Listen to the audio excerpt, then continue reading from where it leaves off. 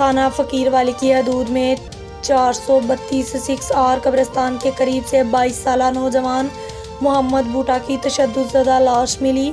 Police मौका पर पहुंच गए। बज़ाहिर मकतूल को फायर मारकर कत्ल किया गया और मकतूल के जिस्म पर गोलियों के निशानात हैं। मोहम्मद बूटा 104 6R का रहायशी था। ज़राए से ये बात मालूम हुई।